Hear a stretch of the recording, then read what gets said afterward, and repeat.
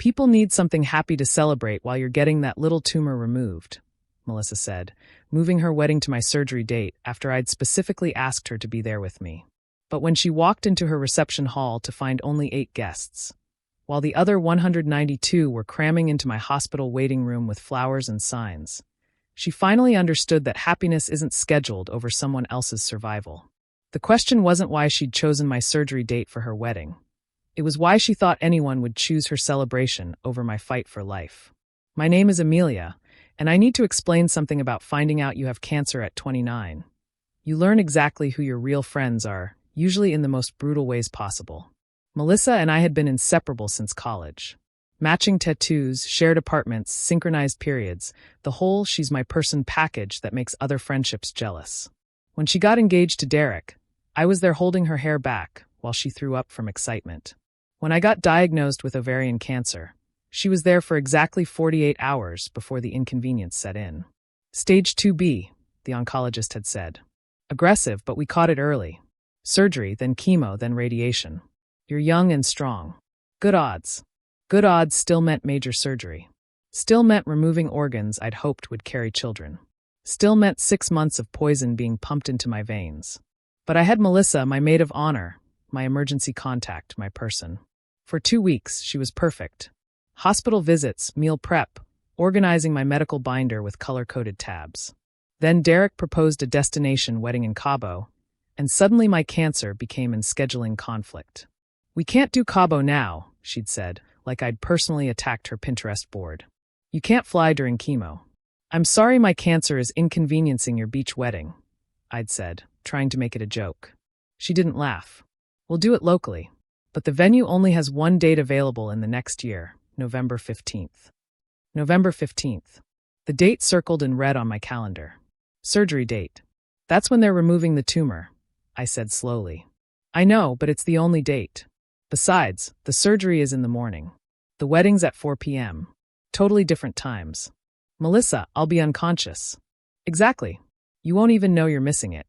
And when you wake up, you can see all the photos and videos. It'll be like you were there. I stared at her, waiting for the punchline. It never came. You're serious. Amy, be reasonable.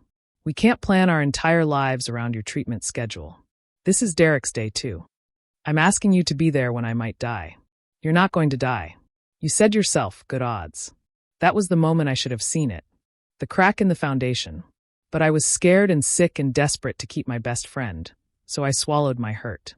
Fine. Have your wedding. But I hope you understand I literally cannot be there. She hugged me, all relief and perfume. Of course. No hard feelings. Besides, people need something happy to focus on. All this cancer talk has been such a downer. 3 weeks before the surgery, invitations went out. Beautiful cream cardstock with gold calligraphy. On the same day, I posted on Facebook about my upcoming surgery, asking for prayers and good vibes. The messages started immediately. From my cousin Sarah. Wait, Melissa's wedding is the same day as your surgery? From college roommate Jenna. Is this a typo? She can't have scheduled this on your surgery date. From Derek's own sister, Brooke. What the actual hell? You're having cancer surgery. I tried damage control, telling everyone it was fine, that Melissa deserved her special day. But the whispers had started. Then came the phone call from my surgeon's office. We've had several calls asking about visiting hours for November 15th.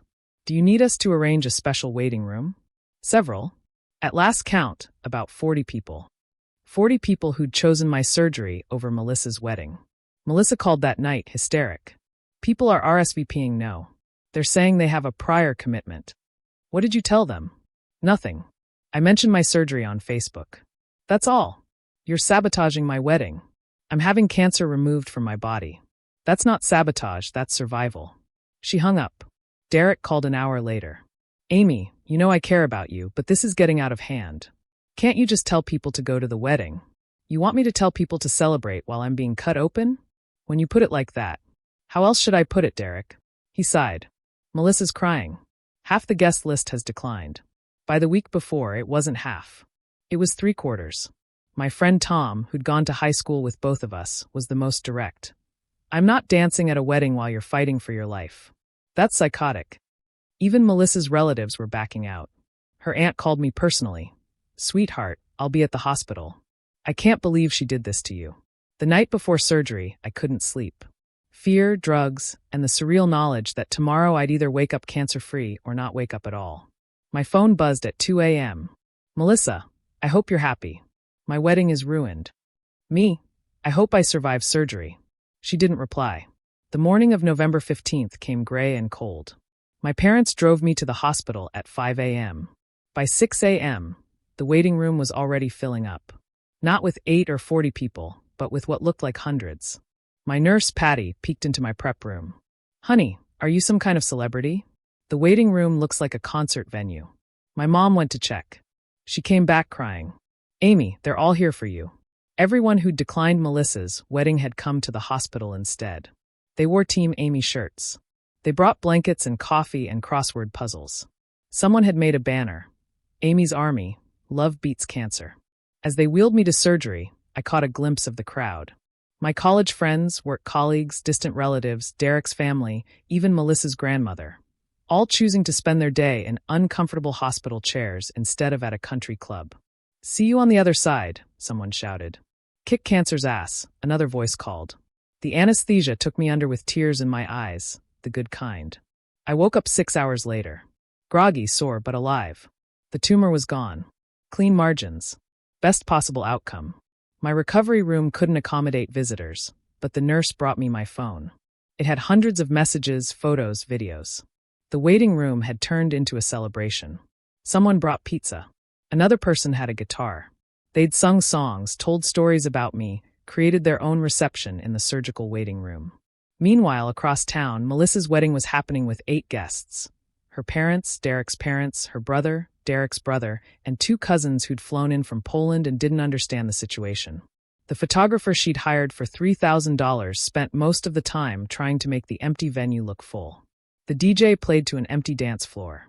The 200-person cake stood monuments to absence, while the waiting room crowd was sharing sheet cake someone grabbed from Costco. But the real contrast came in the photos. Melissa's professional wedding photos looked like a gorgeous, empty museum. Beautiful space, no people. Her first dance video showed them swaying alone while their parents sat at otherwise empty tables. My friend Hannah had live-streamed parts of the hospital waiting room gathering. In one video, 200 people are singing "Don't Stop Believing" while holding electric candles someone had bought from the gift shop. In another, my 80-year-old grandmother is teaching Derek's fraternity brothers to play poker while wearing a surgical mask that says Team Amy. The Facebook posts told the story. Melissa's honeymoon photos from Hawaii, posted throughout the week, averaged 3 likes each. Usually from the same 3 people. A single photo of me, bald from pre-surgery prep, giving a thumbs up from my hospital bed, wearing a gown that said "Cancer picked the wrong bitch." 3,847 likes and climbing. Melissa returned from her honeymoon to find that her entire social circle had shifted. The people who'd chosen my surgery over her wedding weren't angry at her. They'd simply written her off. She'd shown them who she was, and they'd believed her. She tried to salvage things. Posted about how difficult it had been to balance her happiness with my health. How she'd been forced to make an impossible choice. How true friends would have understood. Hannah commented. True friends don't schedule weddings during cancer surgery. Tom added. The choice wasn't impossible. It was obvious. You just chose wrong. Derek's sister Brooke delivered the killing blow. You had 364 other days to choose from. 3 months into my chemo, Melissa reached out. A long text about how sorry she was, how the stress of wedding planning had clouded her judgment, how she missed her best friend. I was sitting in the chemo chair, poison dripping into my veins, reading her message. The nurse, Patty, the same one from surgery day, saw my face. The wedding girl? I'd told her the story during my first treatment. She says she's sorry. Patty adjusted my sorry she did it, or sorry there were consequences? That clarity hit like cold water. Melissa wasn't sorry for choosing her wedding over my surgery. She was sorry that everyone saw her do it. I typed back. I'm glad you had the wedding you wanted. I'm glad I had the surgery I needed. I'm glad 200 people knew the difference between want and need. I wish you had too. She replied immediately. So we're done? 10 years of friendship just gone. It was gone the moment you said people needed something happy to celebrate while I was being cut open. The rest was just paperwork. I'm cancer-free now. 6 months of chemo, 2 months of radiation, and endless support from my army of 200 people who chose right. Melissa and Derek are divorced. Lasted 18 months. Turns out when you start a marriage with just 8 guests because you scheduled it during your best friend's cancer surgery, it sets a tone. Derek's sister told me he never got over the embarrassment of the empty reception. But here's the thing about that day. It wasn't about Melissa's wedding or my surgery. It was about revealed character. When forced to choose between celebration and compassion, 200 people chose compassion. When forced to choose between her wants and my needs, one person chose herself. The waiting room photo is framed in my apartment. 200 people crammed into a space meant for 50, all wearing Team Amy shirts, all choosing to sit in discomfort rather than dance at a wedding. It's the most beautiful wedding photo never taken at a wedding. And Melissa? She's got her professional photos. 8 people in a room set for 200. A metaphor so perfect it hurts.